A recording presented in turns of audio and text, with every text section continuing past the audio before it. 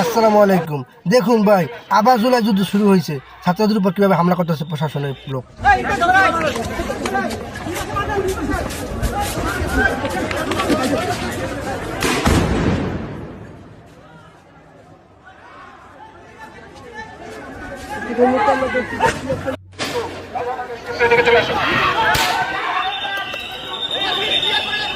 জুলাই যোদ্ধাদের ওপর পুলিশের কাঁদানে গ্যাস নিক্ষেপ হয়েছে, লাঠিচার্জও।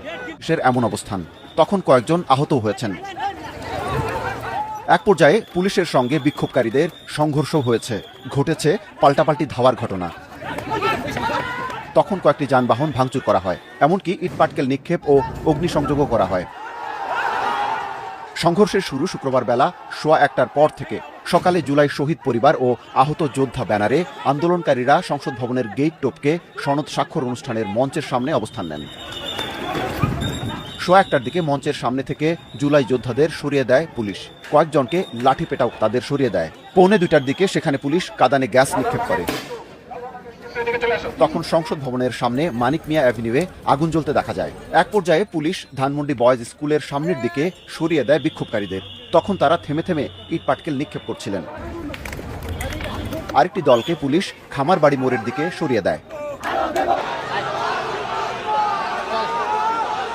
চার্জ করছে অনেকে, এই যে হাত কাঁপতে ছিলেন এই রমনা থানার, অনেকে বলতেছে ওসি, ডিসি না ইডিসি। আমি আর ওনাকে চিনি না, আশেপাশে যারা বলতেছে শুনবে না, খালি বলে আপনি শুনেন, আপনি শুনেন। আমি তাকে এক পর্যায়ে বলছি আপনার কথা শেষ হলে আপনি আমাকে বলেন যে আমার কথা শেষ হয়েছে, এখন আপনি বলেন। সে কথা শেষ করে আমার দৌড় দিচ্ছে, দৌড় দিয়ে এখানে আমার গ্রেনেডে ফুটছে, তো ওইখানে পুলিশ পাহারা দেয়। আমি তখন অনেকক্ষণ চিল্লাইছি তাদের সাথে যে ভাই এখন হলো 32 থেকে আগে এখন পুরা রাস্তা দ্বারা দখল করে রাখছে, এই যে পুলিশ আর সেনাবাহিনী পুরাটা আটকায় রাখছে। আমরা এখন বসে আছি, দেখি কি করে বুলডোজার। এই ব্যাপারটা সম্পর্কে আমার আসলে অত, এটা কি আপনার আমার ব্যাখ্যা করে দিতে হবে? এরা যারা গুরুত্ব জানতে চায়।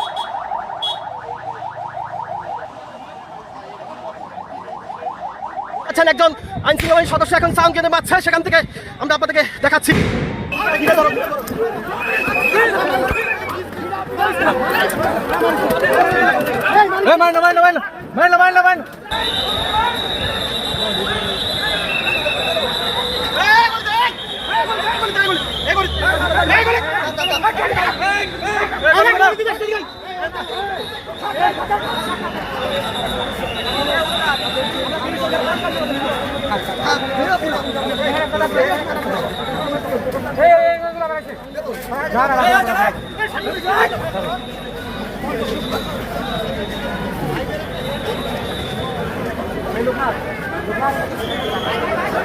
সবাই একসাথে থাকুন।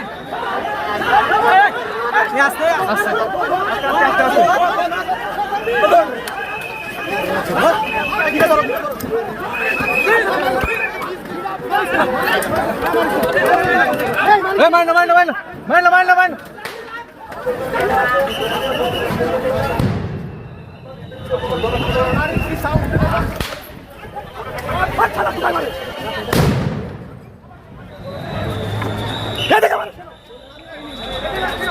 দর্শক, আপনারা দেখতে পাচ্ছেন ধানমন্ডিতে শিক্ষার্থীদের সাথে পুলিশের সাথে দফায় দফায় সংঘর্ষ, সাউন্ড গ্রেনেড নিক্ষেপ, সেই চিত্র আমরা আপনাদেরকে দেখাচ্ছি। দর্শক দেখতে পাচ্ছেন একজন আইন শৃঙ্খলা সদস্য এখন সাউন্ড গ্রেনেড মারছে, সেখান থেকে আমরা আপনাদেরকে দেখাচ্ছি।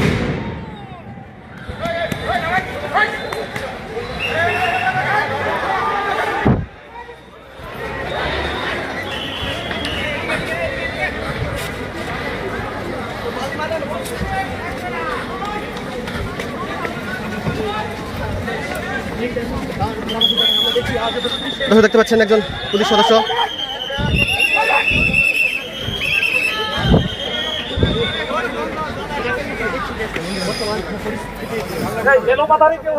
দরকার না, মুভমেন্ট করার দরকার নাই। আর সাউন্ড গ্রেনেড এত বেশি দরকার নেই, এমনি দাঁড়ালে দৌড়ায় বসতে হবে না, ঠিক আছে? এখান থেকে একটা কাজ করি, এখানে আমাদের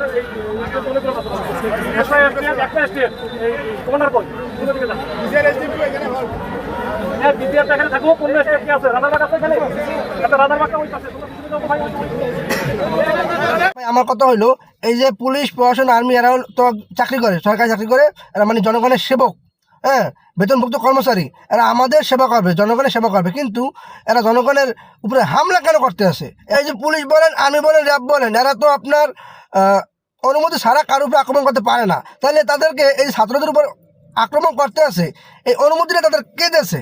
ইনি সরকার দিয়েছে, হ্যাঁ, না আইন উপদেষ্টা দিয়েছে? মানে তাদেরকে অনুমতি কেউ না কেউ অবশ্যই দিয়েছে, নাহলে তারা আক্রমণ করতে পারতো না। এই অনুমতিটা কে দিয়েছে তাকে ধরতে হবে। মানে এরা বোঝা গেল যে প্রশাসন সব ছাত্রদের উপর খেপা সুযোগ পাইছে, এখন এই সুযোগে গণবিরোধ দিতে আছে, মানে ঠিকঠাক মারতে আছে, মানে ওই আগে প্রতিশোধ তারা নিতে আছে। ভাই ভিডিওটা আল্লাহ আসতে ভাই বেশি বেশি শেয়ার করে সবার দেখার সুযোগ করে দেন ভাই।